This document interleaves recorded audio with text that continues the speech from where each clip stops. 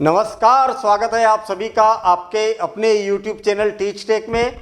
आज से हम कॉम्पिटिटिव एग्जाम की मेंस स्टार्ट करने वाले हैं और जिसका पहला चैप्टर है नंबर सिस्टम। मैं आपको बता दूं कि कई सारे बच्चों के और कई दिनों से मैसेज आ रहे थे, कमेंट्स आ रहे थे कि सर टीच टेक प्लेटफॉर्म पर हमें कॉम्पिटिटिव एग्जाम की तैयारी करा दीजिए, चाहे पेड कोर्स क्यों ना हो आप करा दीजिए। मैं आपको बता दूं, ये आपके लिए बड़ी एक खुशखबरी की बात है कि टोटल कॉम्पिटिटिव एग्जाम की जितनी भी मैथ्स है पूरा कंप्लीट मैं टीच टेक के इस प्लेटफॉर्म पर यूट्यूब पर फ्री ऑफ कास्ट कराने वाला हूँ और पूरा जीरो लेवल से, कोई चार्जेस नहीं, सब कुछ फ्री और फ्री ऑफ कास्ट मैं आपको डेली चैप्टर बाय चैप्टर और जीरो लेवल से पूरा कंप्लीट मैथ से यहाँ पर कराने वाला हूँ। तरीका ऐसा रहेगा, कोई भी चैप्टर हम स्टार्ट करें, अभी आप देखेंगे कि नंबर सिस्टम मैंने स्टार्ट किया, संख्या पद्धति यहाँ से स्टार्ट किया है, ये पहला चैप्टर है। और संख्या पद्धति एक इतना इम्पॉर्टेंट चैप्टर होता है कि इसका रिलेशन हर चैप्टर से होता है। कहने का मतलब कोई भी चैप्टर आप पढ़ लो, संख्या पद्धति की बात जरूर की जाएगी, चाहे वो किसी न किसी तरीके से हो। तो ये चैप्टर आपका बड़ा स्ट्रांग होना चाहिए। मैं आपको फिर बता दूं, कॉम्पिटिटिव एग्जाम की तैयारी और ख़ास करके मैथ्स सबसे आसान काम है। सिर्फ आपको करना क्या है, मैं जैसा यहाँ पर आपको बिल्कुल जीरो लेवल से पढ़ाते हुए जाऊँगा, इसके नोट्स बनाना है। अब आप रेडीमेड नोट्स के चक्कर में मत रहना कि इससे ले लूँ उससे ले लूँ, अरे मेरे नोट्स तैयार हो गए, ऐसा नहीं। आप खुद नोट्स बनाइए और नोट्स जो है ना, अगर मान लिया जाए कि कहीं पर किसी सोर्स से अगर आपको कोई पॉइंट मिल जाता है, जैसे मान लिया जाए मैंने संख्या पद्धति में कोई चीज़ बताई है, कोई टॉपिक बताया, जैसे मान लिया जाए अभाज्य संख्या बताई। अब अभाज्य संख्या से रिलेटेड हो सकता है कि मेरे से कोई पॉइंट छूट गया हो, और कोई इंपॉर्टेंट पॉइंट अगर आपको कहीं से मिलता है, दूसरे सोर्स से मिलता है, उसी नोट्स में वहीं पर आप भले पेन का कलर चेंज कर दीजिए और वहीं पर आप लिखिए। आपके हाथ की राइटिंग और आपके हाथ के नोट्स से बढ़कर और उससे अच्छे दुनिया के कोई नोट्स नहीं है। आप यकीन मानिए, सही तरीका, ट्रेंडिंग तरीका या हम ये बोल सकते हैं कि ट्रेडिशनल तरीका यही है कि आपको अपने हाथ के नोट्स बने हुए होना चाहिए। क्यों? क्योंकि उसकी आप प्रैक्टिस और उसका रिवीजन आप खुद बहुत कम समय में कर सकते हैं, उसका आपको एक अल्टीमेट फ़ायदा मिलता है। मैं यहाँ पर पूरा जीरो लेवल से बेसिक कॉन्सेप्ट से कवर करते हुए इस प्रकार से आगे बढ़ते जाएंगे। कोई भी कॉन्सेप्ट पढ़ाऊँगा, उसके न्यूमेरिकल्स कराऊँगा, आपको प्रैक्टिस करना है, जितनी प्रैक्टिस कर सकते उतनी प्रैक्टिस करना है। जो भी टॉपिक मैं पढ़ाऊँगा, नंबर सिस्टम बड़ा चैप्टर है, एक क्लास में कंप्लीट नहीं होगा, कई सारी इसकी क्लासेस लगेगी, कुछ क्लासेस लगेगी, और आप इसके प्रॉपर तरीके से नोट्स बनाते जाना। और जो टॉपिक मैं कवर कराऊँगा उस टॉपिक के आपको जितने ज़्यादा से ज़्यादा क्वेश्चन लगा सकते हैं उतने क्वेश्चन लगाइए। और मैं आपको बता दूं कि कॉम्पिटिटिव एग्जाम में सक्सेस का सीधा मंत्र है, बड़ा सिंपल सा, speed plus accuracy. Speed plus accuracy मतलब आपकी स्पीड भी ज़्यादा होना चाहिए और एक्यूरेसी भी होना चाहिए। लेकिन ये दोनों शब्द ऐसे हैं कि दोनों एक दूसरे के विपरीत है। जैसे ही बच्चा अपनी स्पीड को बढ़ाता है तो एक्यूरेसी ऑटोमेटिक कम हो जाती है, और जैसे ही एक्यूरेसी को बढ़ाता है तो ऑटोमेटिक स्पीड कम हो जाती है। क्या किया जाए? तो आपको ध्यान रखना है एक्यूरेसी पर। स्पीड ऑटोमेटिक बढ़ेगी, उसको बढ़ाना नहीं है, वो ऑटोमेटिक बढ़ेगी। आप नंबर ऑफ क्वेश्चन लगाते जाएंगे, स्पीड ऑटोमेटिक, आपको खुद को ही पता नहीं चलेगा कि मेरी अच्छा इतनी ज़्यादा स्पीड हो गई। मैं यहाँ पर शॉर्टकट भी बताऊँगा, है ना, यानी कि ट्रिक्स भी बताऊँगा। और ट्रिक्स कभी भी आपको डायरेक्ट याद नहीं रखना है, अगर आपने रटना चालू कर दिया तो वहीं पर आप फेल हो जाएंगे, इसकी ये गारंटी है। आपको क्या करना है, उसका बेसिक कॉन्सेप्ट को समझते हुए चलना है, बिल्कुल जीरो लेवल से समझते हुए चलना है, उसकी प्रैक्टिस करना है।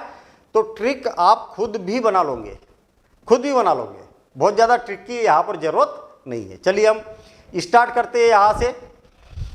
संख्या पद्धति, नंबर सिस्टम क्या है भैया? नंबर सिस्टम क्या है? नंबर्स और सिस्टम, नंबर का कोई एक सिस्टम दिखाई दे रहा है यहाँ पर, यानी कि संख्या और उसकी पद्धति अरे पद्धति क्या है भाई, संख्याओं की तो बातें समझ में आ रही कि कुछ संख्याएं होती होगी और उसकी कुछ पद्धति है। हर चीज़ की पद्धति होती है। जैसे अगर हम देखें, कई सारे हमारे डेली लाइफ में भी कई सारी पद्धतियों का नाम सुनने को मिलता है। जैसे चिकित्सा पद्धति। चिकित्सा पद्धति में क्या होता है, एक हॉस्पिटल में जाते हैं आप, हॉस्पिटल में जाते तो वहाँ पर अलग अलग डिपार्टमेंट होते हैं। कान का डॉक्टर अलग, नाक कान गले का डॉक्टर अलग है, पेट का डॉक्टर अलग है, हड्डी का डॉक्टर अलग है, नर्वस सिस्टम का डॉक्टर अलग है, आँखों का डॉक्टर अलग है। हॉस्पिटल में सबके अपने अपने डिपार्टमेंट बने हुए हैं। और डिपार्टमेंट में भी एक तरीका है। जैसे मान लिया जाए मेरा पेट दर्द हो रहा, मैं डॉक्टर के पास गया, मैंने बोला कि डॉक्टर साहब मेरा पेट दर्द हो रहा, बहुत तेज़ी से दर्द हो रहा, तो क्या करेगा डॉक्टर? उसको खोलना चालू कर देगा क्या, काटना चाहे कैंची से काट के और अंदर देखना चालू कर देगा क्या? नहीं, डॉक्टर पहले इसके गुण धर्म समझेगा कि भैया ये जो पेट दर्द हो रहा कैसे हो रहा, कब से हो रहा, आपने क्या खाया था क्या नहीं खाया था, हैं? तो उसके गुण धर्मों के आधार पर वो एक निदान लगाएगा कि अच्छा यहाँ पर गड़बड़ हो सकती है। फिर उसके टेस्ट लगाएगा, टेस्ट लगाने के बाद में वो निदान पर पहुँचेगा कि अच्छा हाँ टेस्ट ये बोल रहा है कि ये गड़बड़ है, और उसकी दवा देके आप घर चले जाएंगे। ऐसे करेगा ना। तो यही तो एक पद्धति है। ऐसे ही मेष में भी एक संख्याओं की पद्धति बताई गई है, संख्याओं की पद्धति बताई है कि भैया मुझे एक बात बताइए कि संख्या है, संख्या तो दुनिया भर की कई सारी संख्याएं होती है। जैसे मान लिया जाए मैंने 3 लिख दिया, 517 लिख दिया, ये क्या है? संख्या है। हाँ है ना संख्या। 0 लिख दिया, ये भी एक क्या है? संख्या है। मैंने 3.18 लिख दिया, मैंने 0.535353 डैश डैश डैश लिख दिया, मैंने 2.5105100510051000 डैश डैश डैश, ये भी संख्या है एक प्रकार की। मैंने 2/3 लिख दिया, मैंने 11 सही 5/9 लिख दिया, मैंने वर्गमूल 13 लिख दिया, मैंने वर्गमूल 18 लिख दिया, 17 लिख दिया, ऐसा कुछ ना कुछ लिखा। कई सारी संख्याएं हैं। अरे संख्याएं कई सारी है। अरे पूरी खिचड़ी हो गई।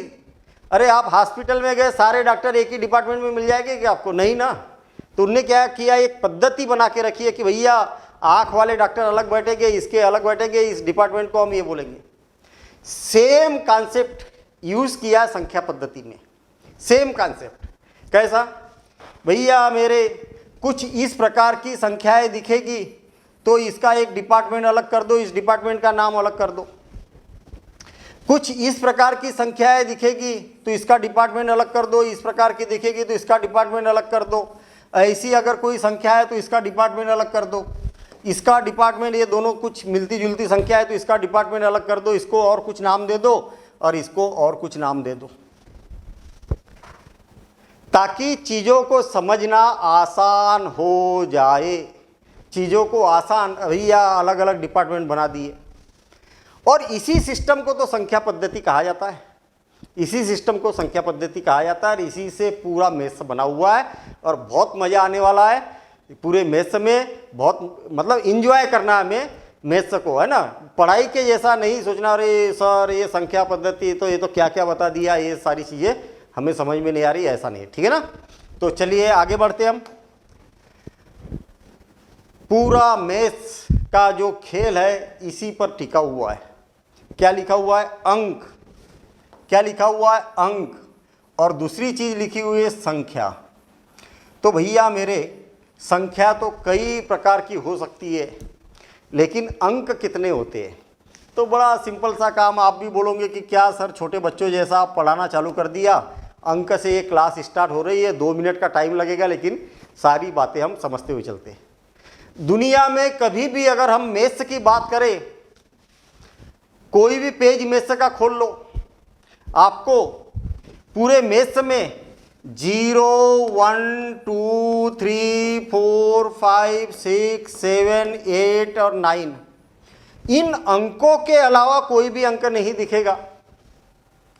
कुल मिला के अंक हमारे पास जीवन में केवल इतने ही होते हैं, इसके अलावा कोई भी अंक नहीं है।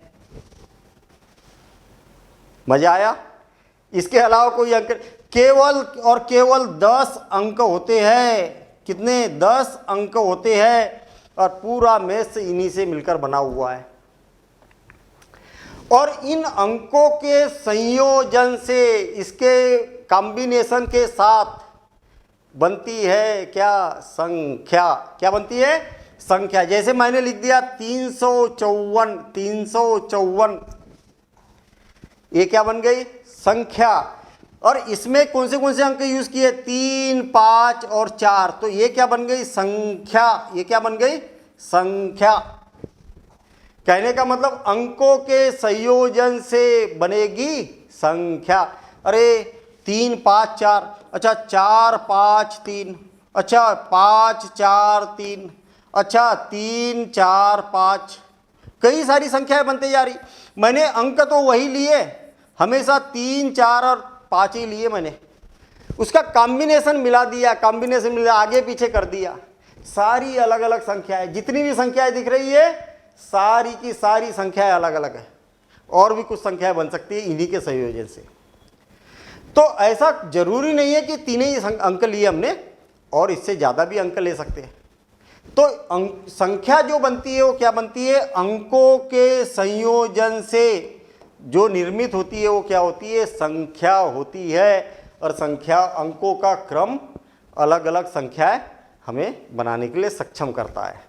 ये बात समझ में आई? अंक और संख्या, बड़ी सिंपल सी बात यहाँ पर समझ में आई।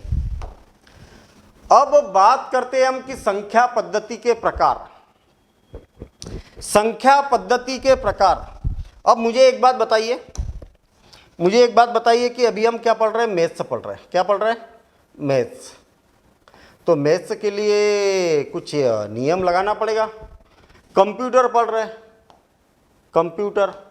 कंप्यूटर के लिए अलग संख्या पद्धति है। कंप्यूटर के लिए जो संख्या पद्धति है, इसके लिए अलग संख्या पद्धति है। दोनों की पद्धति है भैया। तो ऐसी अलग अलग संख्या पद्धति बनाई गई है। ठीक है, जैसा काम वैसा पद्धति।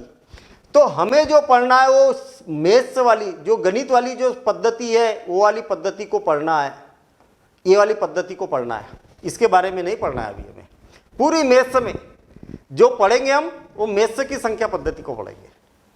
कंप्यूटर में पढ़ेंगे तो कंप्यूटर वाली संख्या पद्धति को पढ़ेंगे। तो कंप्यूटर वाली भी संख्या पद्धति अलग अलग होती है, वो क्या होती है उसके बारे में हम यहाँ पर देखते हैं। देखिए थोड़ा सा, हालांकि हमें मैथ्स वाली संख्या पद्धति पढ़ना है, लेकिन कंप्यूटर वाली क्या है, अभी आपके दिमाग में लाइट जल गया होगा, अरे कंप्यूटर की अलग संख्या पद्धति होती है, मैथ्स की अलग होती है। हाँ बिल्कुल सही बात है। देखिए द्विआधारी संख्या पद्धति, द्विआधारी संख्या पद्धति। द्वि मतलब दो, द्विआधारी संख्या पद्धति, जिसका आधार क्या होता है? 2 होता है। जिसका आधार क्या होता है? 2 होता है। इसमें 2 ही अंकों का उपयोग किया जाता है कंप्यूटर में। देखिए एक तो 0 का उपयोग किया जाता है और 1 का उपयोग किया जाता है। तो इसमें कितने अंकों का उपयोग किया जाता है? केवल 2। जिसका आधार क्या होता है? आधार क्या होता है? 2 होता है। आधार क्या होता है? 2 अंक, मतलब 2 ही आधार रहेगा इसका।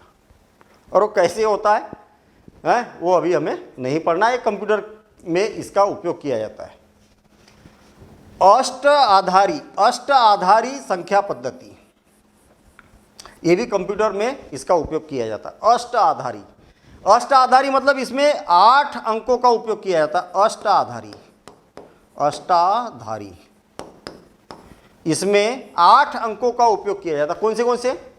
0, 1, 2, 3, 4, 5, 6 और 7, ये 8 अंकों का उपयोग किया जाता है। ठीक है, कितने अंक हो गए? आधार कितना रहता है इसका? आधार 8 अंकों का उपयोग किया है, तो आधार कितना रहेगा? 8 ही रहेगा। आधार कितना रहेगा? 8 रहेगा। और फिर इसके बाद में आ जाती है दशमलव संख्या पद्धति। दशमलव 10 का मतलब क्या है? 10 हो गया। दशमलव संख्या पद्धति। दशमलव संख्या पद्धति क्या होती है भाई? इसमें दशमलव दशमलव संख्या पद्धति क्या होती है?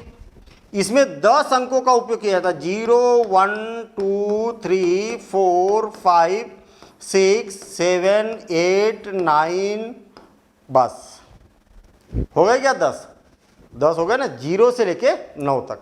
तो इसका आधार क्या रहता है?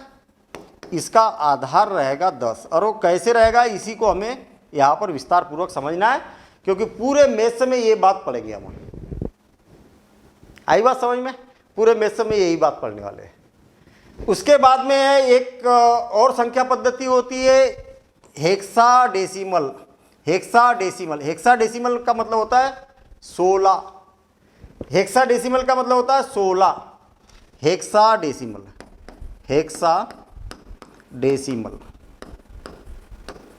हेक्सा का मतलब होता है 16। तो इसमें 16 अंकों का उपयोग किया जाता है। कैसे? 0 1 2 3 4 5 6 7 8 और 9, और फिर उसके बाद में 9 अंक हो गए, और फिर ABCDEF, कहाँ तक? ABCDE और EF, ये 7 अंकों का यहाँ पर उपयोग किया जाता है। 1 2 3 4 5 6, है ना, 6 और ये 16 हो गया ना, हो तो गया। ये 9 10 अंक हो गए और 5 है, ABCDEF, है ना। तो ये 6 है ना, तो कितना हो गया? 10 और 6 16। अब आप बोलोगे कि सर इस पद्धति को हमने कभी नहीं देखा। हाँ, ये वाली पद्धति तो जरूर सुना है ना, कि कंप्यूटर केवल और केवल 0 और 1 की ही भाषा जानता है। अरे आप अगर 1 लिखते हो, 2 लिखते हो, 3 लिखते हो, तो वो 1 2 3 को पहचानता ही नहीं है। एक्चुअल क्या करता है, वो 0101 के कोड में उसको कन्वर्ट कर लेता है और वो वही लैंग्वेज को जानता है। अष्ट आधारी भी इसी प्रकार से, ये भी एक तरीका है। और हेक्साडेसिमल आपने कहाँ देखा होगा? मैं थोड़ा सा सोचने दो मेरे को। हेक्साडेसिमल, हाँ, वो QR कोड देखा होगा ना आपने। कोई भी मार्केट से सामान खरीद के लाते, आपने लाया होगा, घर में खरीद के लाया होगा, कोई भी सामान हो, उसमें बगल में देखना है QR कोड। ऐसी QR नहीं, बार कोड होता है, ऐसी लाइनें बनी होती है ना, कोई चौड़ी होती है, कोई पतली होती है, ऐसी कुछ लाइनें बनी होती है। और इस लाइनों के नीचे देखना जरा क्या लिखा हुआ होता है। क्या लिखा होता है इस लाइन के नीचे? 0 से लेकर 9 तक अंक का उपयोग किया जाता है और ABCDEF का उपयोग किया जाता है। वही हेक्साडेसिमल है। तो एक QR को बार कोड का उपयोग जो किया जाता है वो हेक्साडेसिमल के रूप में किया जाता है। आई ना बात समझ में? अब आप बोलोगे कि सर क्यों झिला रहे हो आप, इसकी तो ज़रूरत है ही नहीं अभी, ये हम पढ़ेंगे ही नहीं अभी, है ना। जब कंप्यूटर पढ़ाया जाता है तब ये सारी बातें यूज़ की जाती है। इसकी जो बात की जाती है वो कंप्यूटर के बारे में बात की जाती है। हम पढ़ेंगे ये वाली दशमलव संख्या पद्धति, इसी के बारे में हमें यहाँ पर पढ़ना है। ठीक है, तो आप नोट कर सकते हैं ये सारी चीज़ें। चलिए आगे बढ़ते हैं अब हम। हाँ, दशमलव संख्या पद्धति को ही पढ़ना है तो इसको ही विस्तार पूर्वक पढ़ा जाए, इसी को विस्तार पूर्वक पढ़ा जाए। मान लिया जाए कि मेरे पास कोई एक संख्या है, और 3 5 4 9 3549 ऐसी एक संख्या है। ठीक है, अब दशमलव संख्या पद्धति क्या है इस बारे में हम यहां पर समझते हैं। इसका आधार क्या रहेगा? 10 रहेगा। ये वाला कौन सा अंक है भाई? इकाई का अंक। ये कौन सा है? इकाई का अंक, वंस प्लेस। ये कौन सा है? दहाई का, टेंस प्लेस। ये कौन सा है? दहाई का। और ये कौन सा है? सैकड़े का। ये कौन सा है? सैकड़ा। और ये कौन सा है? हजार का है, हजार, 1000। ठीक है ना, इकाई, दहाई, सैकड़ा, हजार। तो मैं इसको लिख देता हूं 9 गुणित 10 की घात 0। 10 की घात 0 का मतलब क्या हो गया? किसी की भी घात अगर 0 है तो 1, 9 गुणित 1 हो गया ना। आधार क्या हो गया इसका? 10। ये दहाई पर है तो 4 गुणित 10 की घात 1। ये सैकड़े पर है तो 5 गुणित 10 की घात 2। 2 मतलब 100 हुआ कि नहीं? अरे 10 गुणित 10, 10 इंटू 10, 100, सैकड़ा है 100। और 3 गुणित 10 की घात 3, और तीनों को अगर प्लस कर देंगे, तीनों को प्लस कर देंगे तो आप देखेंगे कि यही संख्या में प्राप्त होती। देखिए ना, 3 और 1000, ये 3000 हो गया, और 5 100, और 10 इंटू 10 कितना हो गया, 100 हुआ ना, 10 गुणित 10 तो 500, और प्लस 40 और प्लस 9, 10 की घात शून्य मतलब 1। दुनिया में किसी भी संख्या की घात शून्य है तो 1। सबके आधार 10 ही दिख रहे हैं, सबको प्लस करोगे तो इतना ही आएगा, हाँ इतना ही आएगा। तो ये वाली संख्या पद्धति पढ़ना हमें मैथ्स में, इन संख्या पद्धति के आधार पर आगे बात करेंगे। आपको लग रहा होगा कि सर क्या पढ़ाने गए थे और क्या पढ़ा दिए। होता क्या है, देखिए मैं आपको फिर बता दूं, बच्चा फेल कहाँ पर होता है, बच्चा गड़बड़ कहाँ करता है।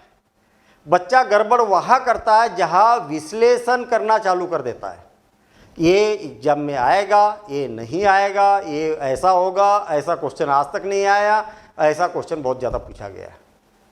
यहाँ पर हो जाती है सारे कैलकुलेशन गलत। कैसे? हमें मालूम सारी चीज़ें होना चाहिए, बेसिक जो है ना, फंडामेंटल जो पिलर होता है ना, वो मजबूत होना चाहिए। फिर कुछ भी पूछ लो, कोई दिक्कत थोड़ी है, पूछ लो। आप चैलेंज नहीं कर सकते कि सर संख्या पद्धति का एक क्वेश्चन आ गया था, संख्या पद्धति तो में दशमलव संख्या पद्धति तो हमारे सिलेबस में नहीं था और उसका क्वेश्चन, कोई चैलेंज नहीं कर सकता। कॉम्पिटिटिव एग्जाम में कोई चैलेंज नहीं है कि इससे क्वेश्चन आ गया, उससे क्वेश्चन आ गया। आप तो सारी चीज़ें आप पढ़ते जाओ, ज़्यादा टाइम नहीं लगता है। हमने ये वाला चैप्टर उठाया, नंबर सिस्टम, इसकी सारी बातें आगे पढ़ते हुए आगे जाते जाएंगे। आप नोट्स बनाते जाना, प्रैक्टिस करते जाना। जब ये वाला चैप्टर कंप्लीट हो जाएगा और अगला चैप्टर पढ़ेंगे, मैं आपको फिर स्ट्रेटजी बता रहा हूँ, जब ये चैप्टर कंप्लीट हो जाएगा और हम अगला चैप्टर पढ़ेंगे, उस समय में आपको पिछला चैप्टर छोड़ना नहीं है। इस बात का याद रखना, जो बच्चा इस चीज़ को फॉलो करेगा उसका सिलेक्शन खटाक से हो जाएगा। जैसे आपने ये संख्या पद्धति वाला पहला चैप्टर कंप्लीट कर लिया, कॉन्फिडेंस आ गया। जब सेकंड चैप्टर पढ़ेंगे तो इसको तो साथ साथ में करना है, इसके क्वेश्चन भी लगाना है और साथ ही साथ में इसकी प्रैक्टिस करना है, इस चैप्टर की प्रैक्टिस करना है, इसको छोड़ना नहीं है। अब आप बोलोगे कि सर हमसे तो इसके सारे क्वेश्चन बन गए, अब क्या की प्रैक्टिस करना है। आप बनाओ ना, कोई दिक्कत नहीं है, फिर भी बनाओ, या दूसरी बुक ले लो, संख्या पद्धति की दूसरी बुक से क्वेश्चन लगाओ, फिर तीसरी ले लो, तीसरी से लगाओ।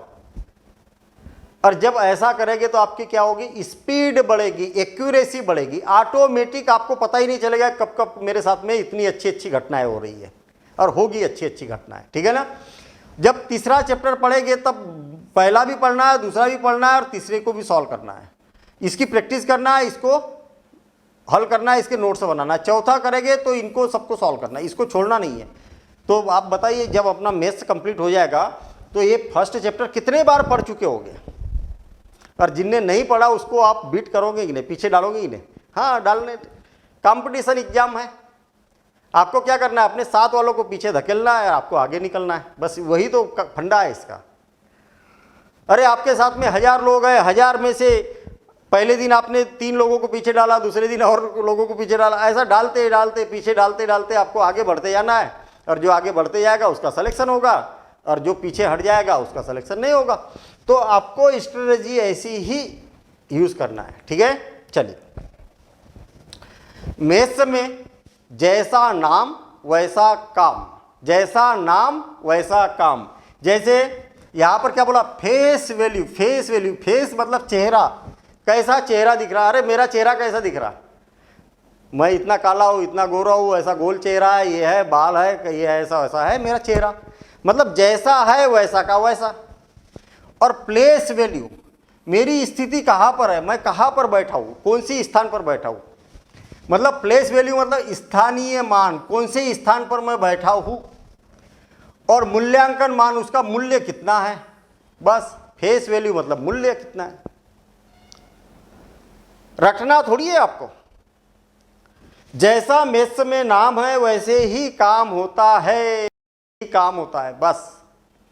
तो यहां पर देखिए मैंने कुछ ये ले लेता हूँ, मैं एक एग्जाम्पल ले लेता हूँ।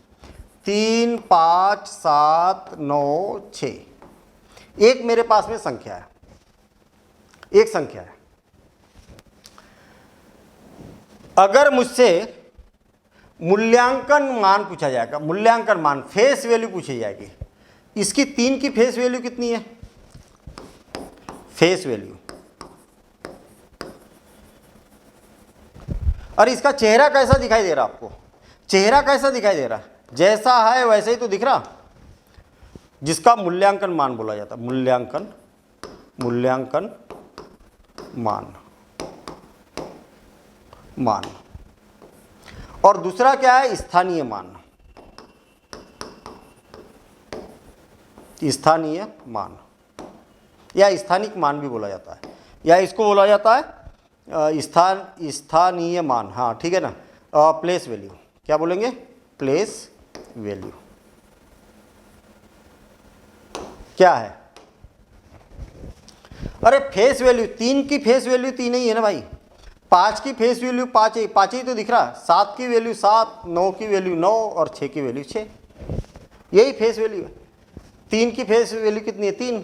5 कैसा दिख रहा? 5 के जैसा। 7 कैसा दिख रहा? 7। अरे उसका चेहरा कैसा है भाई? 9 है तो 9, 6 है तो 6। कितना आसान काम है। स्थानीय मान, इसका स्थानीय मान कहाँ है? ये 6 है, कौन से स्थान पर है? इकाई पर है, तो 6 का 6 ही रहेगा। ये दाही के स्थान पर है तो 10 का गुना कर देंगे इसमें। दाही के स्थान पर है तो 10 का गुना कर देंगे, 90।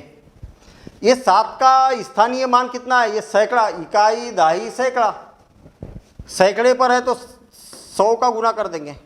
ये 1000 पर है तो 1000 का गुना कर देंगे 5 में।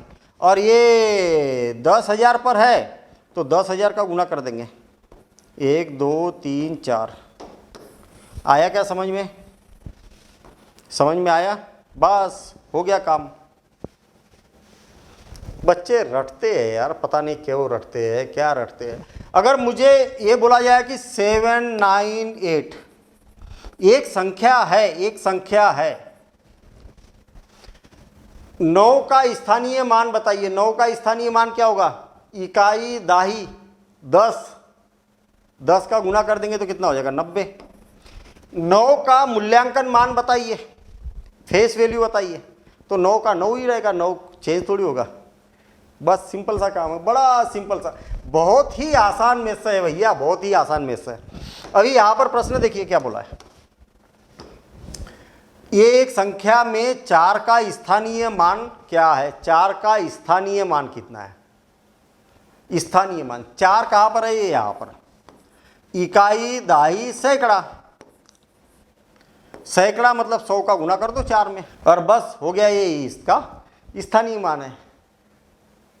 और अगर मूल्यांकन मान बोला जाता 4 का, तो 4 का मूल्यांकन मान 4 ही हो जाता है। बस इतनी सी बात है।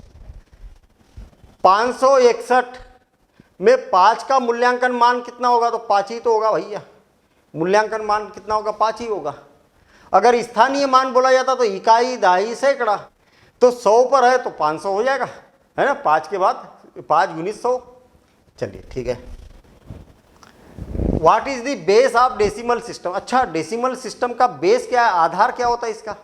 तो 10 होता है। 10 के तो आधार पर करते हैं हम इसको। 10 की घात 0, 10 की घात 1, 10 की घात 2, 10 की घात 3, ऐसा किया था ना अभी हमने। तो डेसिमल का आधार क्या है भैया? 10 है। देखिए हमने बेसिक कॉन्सेप्ट समझा, और बेसिक कॉन्सेप्ट क्या भैया क्वेश्चन करते हुए जा रहे हैं, बस इतना सा काम है। चलिए आगे बढ़ते हैं हम। Which digit are used in the decimal system? Hindi में लिखा नहीं है, घबराने की जरूरत नहीं है। इसका मतलब ये है कि डेसिमल सिस्टम में, है ना, दशमलव प्रणाली में कौन से अंकों का उपयोग किया जाता है? कौन से अंकों का उपयोग किया जाता है? तो आप बोलोगे कि 0, 1, 2, 3, 4, 5, 6, 7, 8 और 9, ये 10 अंकों का उपयोग किया जाता है ना। बड़े सिंपल से क्वेश्चन आ रहे हैं भाई। हाँ आएंगे ना, सिंपल से क्वेश्चन आए। अगर आपको बेसिक मालूम है तो खटाखट आंसर दे दोगे। इसका एक्सपेंडेड भाग, इसका विस्तृत रूप बताइए, इसका विस्तार रूप बताइए। लेकिन किसमें? दशमलव संख्या प्रणाली में। दशमलव संख्या प्रणाली में मतलब जिसका आधार क्या होना चाहिए? 10 होना चाहिए। ये इकाई का अंक है ना, इकाई का अंक, तो 9 गुणित 10 की घात 0। ये दहाई का अंक है ना 2, तो 2 गुणित 10 की घात 1। और ये सैकड़े का अंक है ना, तो 2 गुणित 10 की घात 2। और इसका सॉरी कितना है? 7 है यहाँ, है ना? कितना है? 7 है। और सबको प्लस कर देंगे। ये इसका एक्सपेंडेड फॉर्म है, मतलब विस्तार रूप है इसका, विस्तार कर दिया, विस्तार फैला दिया हमने, फैला दिया। तो 9 है इकाई पर, तो 10 की घात 0 है। दहाई पर 2 है, तो 10 की घात 1 यानी कि 10। और 7 सैकड़े पर है, तो 10 की घात 2। 10 की घात 2 का मतलब कितना होता है? 100, है ना? ये हो गया इसका विस्तार रूप। हाँ ठीक है, बढ़िया काम चल रहा है। चलिए अब ये MCQ भी आ गया भैया। 486 में 8 का स्थानीय मान बताइए। 8 का स्थानीय मान, इकाई दहाई। 8 कहाँ पर लिखा है? दहाई पर लिखा है, तो 80। दहाई मतलब 10 का गुना कर देंगे 8 में, तो क्या हो जाएगा? 80 हो जाएगा। ये हो जाएगा इसका स्थानीय मान। मूल्यांकन मान क्या होगा भैया? इसका मूल्यांकन मान कितना होगा? 3 का। अब आपको इकाई दहाई सैकड़ा लिखना ही नहीं है, क्योंकि मूल्यांकन मतलब 3 का मूल्य कितना है, तो 3 ही होगा ना। अरे 3 का मूल्य कितना है, तो 3 है। कितना सिंपल काम है।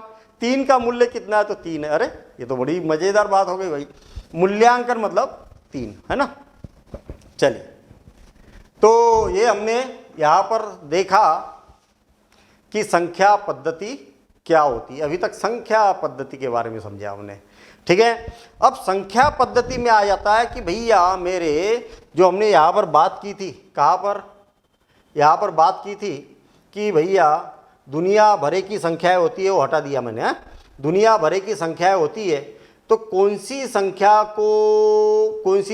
को क्या लिखा जाए, कौन सी कैटेगरी में रखा जाए। कि जैसे मेरे पास में इस गोले में बहुत सारी संख्या लिखी हुई है, अभी लिखी थी ना मैंने, 2, 3 वर्गमूल में, कुछ दशमलव में, कुछ ऐसी, कुछ वैसी, कुछ भिन्न में, ऐसा। तो इसके अलग अलग डिपार्टमेंट बना दो भैया, कि भैया मेरे ऐसी संख्या रहेगी तो इसका डिपार्टमेंट अलग दे देंगे, और ऐसी संख्या रहेगी तो इसका डिपार्टमेंट अलग दे देंगे। जैसे हॉस्पिटल में जाते कि नहीं, कान का डॉक्टर अलग, नाक का, कान का, गले का एक ही होता है, ENT बोलते हैं उसको। तो नाक कान गले का डॉक्टर अलग, पेट का डॉक्टर अलग, आँखों का डॉक्टर अलग, हड्डियों का डॉक्टर अलग, नर्व सिस्टम का डॉक्टर अलग, सारे डॉक्टर अलग अलग, सबके डिपार्टमेंट अलग है। तो यहाँ पर क्या करना है, इन संख्याओं को, दुनिया भर की जो संख्या है ना, इसके अलग अलग डिपार्टमेंट बना देना आपको, और हर डिपार्टमेंट का नाम अलग अलग दे देना है। हर डिपार्टमेंट का नाम अलग अलग दे देना है। तो वो ही बात हमें यहाँ पर पढ़ना है, डिपार्टमेंट बनाते ही चलना अपने को। चलिए, तो भैया मेरे सबसे पहली होती है प्राकृतिक संख्या, या प्राकृत संख्या भी बोला जाता है इसको। क्या बोला जाता है? प्राकृत संख्या। क्या बोला जाता है? प्राकृत संख्या या प्राकृतिक संख्या, या नेचुरल नंबर बोला जाता है इसको। नाम से कनेक्ट करो, नाम से कनेक्ट करो, जीवन में कभी समस्या नहीं जाएगी। प्राकृतिक संख्या। अच्छा, प्राकृतिक, प्राकृतिक किसको बोलते? प्रकृति ने जो बनाई है। अरे प्रकृति ने नहीं बनाई भैया, प्राकृतिक रूप से हम जो जिसका उपयोग करते हैं वो प्राकृत संख्या है, यानी कि गिनती की संख्या, काउंटिंग नंबर्स।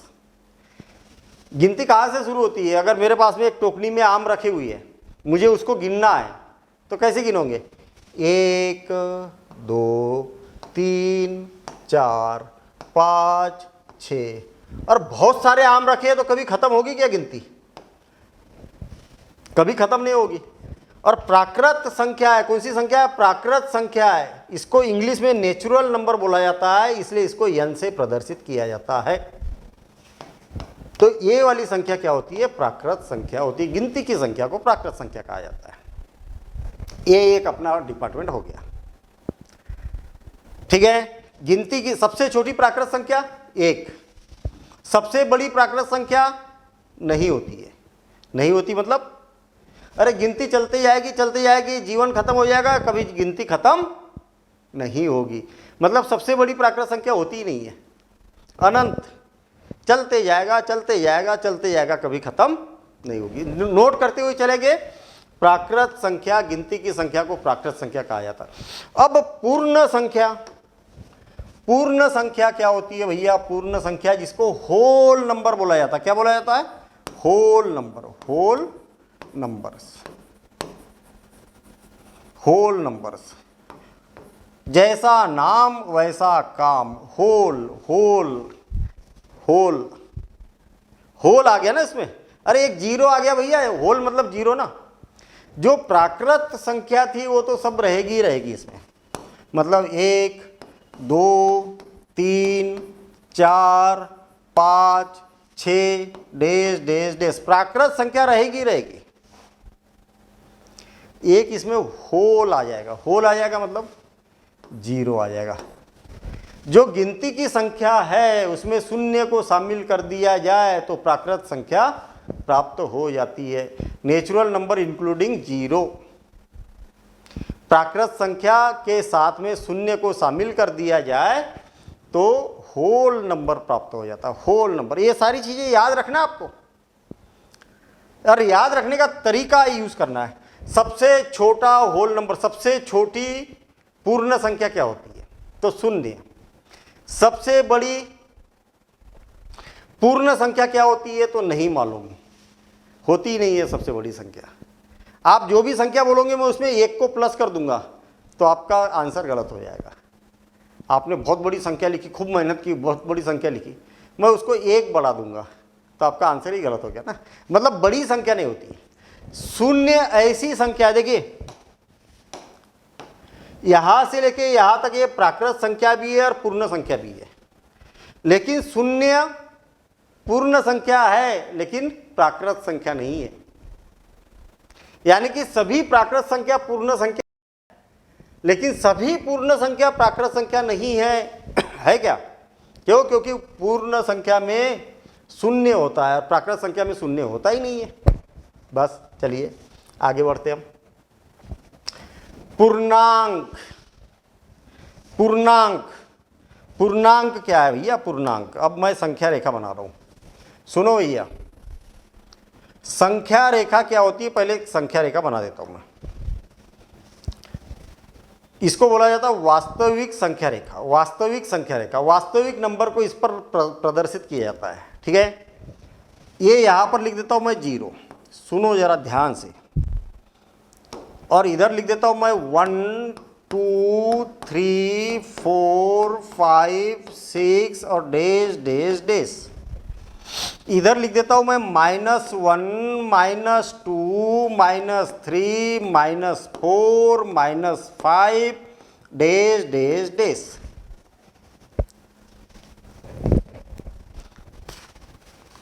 यहां पर हो क्या रहा?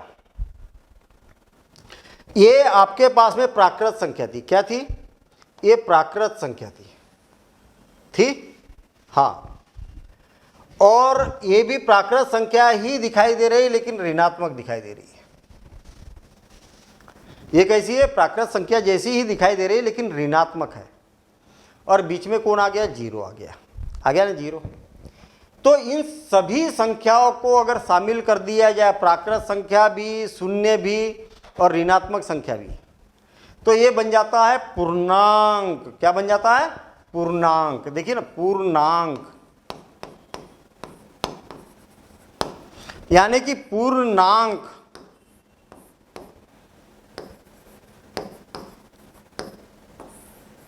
चाहे वो धनात्मक हो, चाहे ऋणात्मक हो, चाहे शून्य हो, पूरा पूरा अंक है इसमें, पूरा पूरा अंक है और आधा अधूरा नहीं है। बस ऐसे ही कनेक्ट करते हुए चलना आपको। नाम में ही तोड़ो, नाम में ही उसका अर्थ ढूंढो तो जीवन में नहीं भूलोगे कभी। और रटोगे तो अरे यार पूर्णांक क्या था और पूर्ण क्या था, नाम ही लिखा पूर्णांक। पूर्णांक पूरा पूरा अंक, ये सारे के सारे पूरे पूरे अंक दिखाई दे रहे हैं ना आपको, पूरे पूरे अंक दिखाई दे रहे हैं। जैसे 6 लिखा तो फिर आधा अधूरा क्या होता है? 6.5। ऐसा थोड़ी दिख रहा 3.9 है, 7/11। ये पूरा पूरा थोड़ी है, आधा अधूरा है। ये 3 से ज़्यादा है, 4 से कम है ना समझ में? ये पूरा पूरा थोड़ी है, 3 से ज़्यादा है, ये 4 से कम है ना, दोनों के बीच में लटका हुआ है ये नंबर। हाँ, तो पूर्णांक को इंटीजर बोला जाता है, इंग्लिश में क्या बोला जाता है, इंटीजर। इसलिए आई के द्वारा प्रदर्शित किया जाता है या जेड के द्वारा भी प्रदर्शित किया जाता है, जेड के द्वारा। एक जर्मन वर्ड है, वहां पर जर्मन में पूर्णांक को जेड से जेनित या ऐसा कुछ बोला जाता है, इसलिए जेड के द्वारा भी प्रदर्शित किया जाता है। तो आपको मालूम होना चाहिए कि आई या जेड के द्वारा पूर्णांक को प्रदर्शित किया जाता है। अच्छा, पूर्णांक में बड़ा कंफ्यूज किया जाता है आप लोगों को, हैं? पूर्णांक में बच्चे बड़े कंफ्यूज होते हैं। ये कैसे दिखाई दे रहे हैं? धनात्मक। कैसे दिखाई दे रहे हैं? धनात्मक पूर्णांक, धनात्मक पॉजिटिव इंटीजर्स, पॉजिटिव इंटीजर्स। तो इसको आई प्लस, ये ऊपर प्लस का चिन्ह लगा दिया जाता है या जेड प्लस लगा दिया जाता है। अगर ये प्राकृत संख्या है एक्चुअल, मैं आपको बताऊं, एग्जाम में बड़ी मजे लेते हैं। अगर मान लिया जाए परीक्षा में बोला जाता है कि प्राकृत संख्या, प्राकृत संख्या जिस पर मैंने गोला लगाया है प्राकृत संख्या है क्या? हाँ है ना, प्राकृत संख्या। तो प्राकृत संख्या बोलने में क्या दिक्कत है? वो प्राकृत संख्या नहीं बोलेंगे, वो बोलेंगे धनात्मक पूर्णांक है, धनात्मक पूर्णांक है। हमें भी बड़ा आश्चर्य होता है कि धनात्मक पूर्णांक की जगह प्राकृत संख्या बोल दो ना भाई, ये तो ज़्यादा ईजी है, तो फिर क्वेश्चन में मजा कैसा आएगा? तो यही तो चीज़ें है, धनात्मक पूर्णांक। आई प्लस से इसको प्रदर्शित किया जाता है या जेड प्लस से इसको प्रदर्शित किया जाता है। ये कैसी संख्या दिखाई दे रही? ऋणात्मक संख्या दिखाई दे रही, ऋणात्मक पूर्णांक। आई बात समझ में? ऋणात्मक पूर्णांक, ऋणात्मक पूर्णांक। तो ऋणात्मक पूर्णांक का तो आई माइनस, ये ऐसा माइनस ऊपर लगा दिया जाता है या जेड माइनस से इसको प्रदर्शित किया जाता है। आई बात समझ में? और शून्य जो है ना, शून्य क्या है? न्यूट्रल है, न तो धनात्मक की कैटेगरी में आता है न तो ऋणात्मक की कैटेगरी में आता है। शून्य क्या हो गया? बीच में, ये धनात्मक इधर ऋणात्मक इधर, मैं बढ़िया आराम बीच में आराम कर रहा हूँ, धनात्मक उधर ऋणात्मक इधर। तो ये क्या है? न्यूट्रल है, कोई चिन्ह नहीं है इस पर। आप -0 लिख दो या +0 लिख दो या 0 लिख दो, तीनों का मतलब एक ही है, उससे कोई फर्क नहीं है। जीरो को प्लस माइनस से कोई लेना देना नहीं है, तीनों का मतलब एक ही होता है मैथ्स में। ठीक है, हाँ चलो ठीक है। अब सुनिए जरा ध्यान से, अगर मैं ए वाली सारी संख्या ले लेता हूं,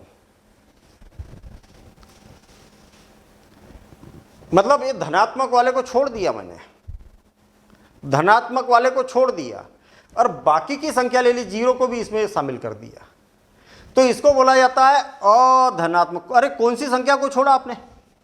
धनात्मक वाली संख्या को छोड़ा ना। कौन सी संख्या को छोड़ा? धनात्मक वाली संख्या को छोड़ा, तो इसको बोला जाता है अधनात्मक, अधनात्मक, अधनात्मक, नॉन पॉजिटिव इंटीजर्स।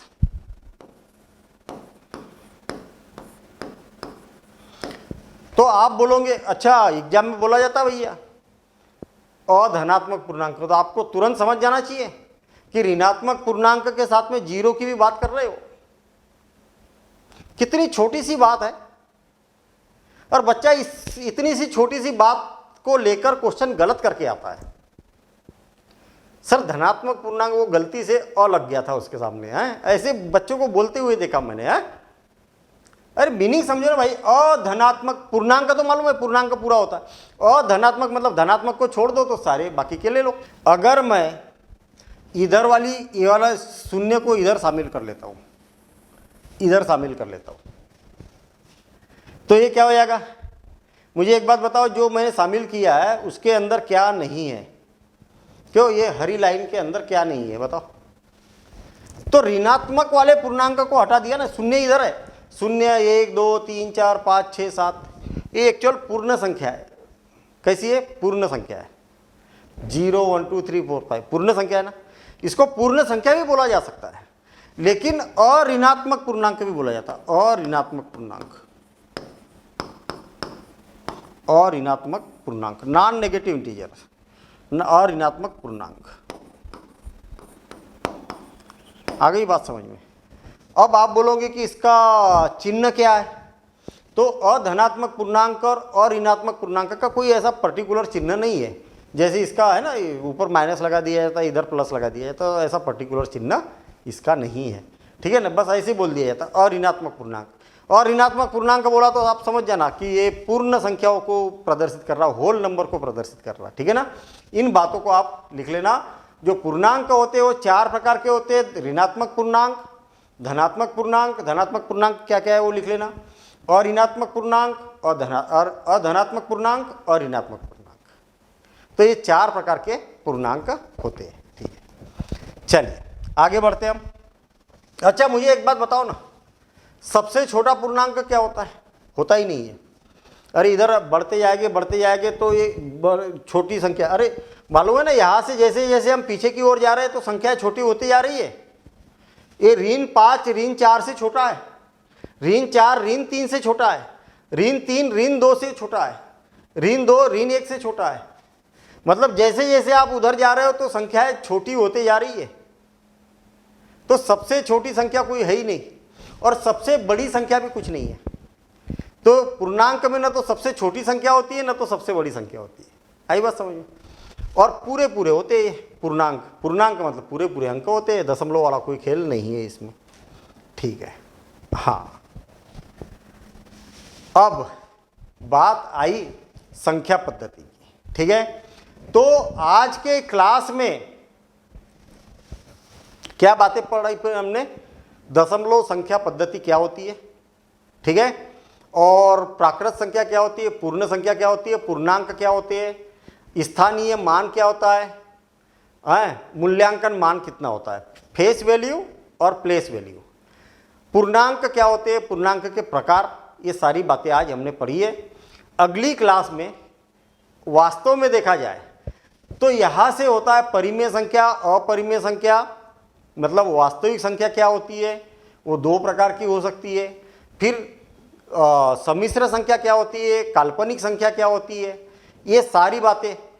अब इतनी बातें पढ़ने के बाद इस बात को समझना आसान हो जाएगा, और यहाँ से हमारा नंबर सिस्टम अब प्रॉपर तरीके से स्टार्ट होता है। मतलब ऐसा मत सोचना कि अभी तक जो पढ़ा था वो नंबर सिस्टम नहीं है, वो तो उसका बेसिक था, ठीक है ना। अब यहाँ से हम करेंगे, लेकिन अगले वीडियो में पढ़ेंगे हम। नेक्स्ट वीडियो में इंतज़ार करिएगा, बहुत मज़ा आने वाला है, इंजॉय करेंगे हम मैथ्स को, ठीक है। तब तक आपके लिए एक काम दे के रख रहा हूँ मैं कि आपका जितना भी सोशल मीडिया हैंडल है, जितना भी सोशल मीडिया हैंडल करते हो आप, उसमें सब में वीडियो को शेयर कर दीजिए। मैं आपको गारंटी दे रहा हूँ, मैं पूरा कोर्स कराऊँगा, और ज़्यादा बच्चे आए, और ज़्यादा कमेंट्स आए, और ज़्यादा शेयर हो, तो मुझे भी एक उत्साह मिलेगा, एक कि हाँ बच्चे इंटरेस्ट ले रहे हैं, और ज़्यादा उत्साह के साथ में मैं इसको पढ़ाऊँगा। वैसे तो उत्साह की कमी नहीं है, लेकिन जब बच्चों की भीड़ आएगी, बच्चों का विश्वास आएगा, है ना, कि टीच टेक के साथ में बहुत बढ़िया मज़ा आ रहा, बहुत टीच टेक के प्लेटफॉर्म पर हमारा एक मैथ्स मजबूत होते जा रहा, बिल्कुल 0 लेवल से पढ़ते आ रहे, तो आप ज़रूर अपने दोस्तों को, रिश्तेदारों को, सगे संबंधियों को व्हाट्सएप पर, फेसबुक पर, दुनिया भर के जितने भी इंस्टाग्राम पर इसकी लिंक भेज देना। चैनल को अगर सब्सक्राइब नहीं किया तो बोलने की ज़रूरत नहीं है, मेरे ख्याल से कर ही दिया होगा आपने। वीडियो को लाइक कर देना, ठीक है, और शेयर इसको ज़रूर करना। तो मिलेंगे हम अगले वीडियो में। Thank you, all the best.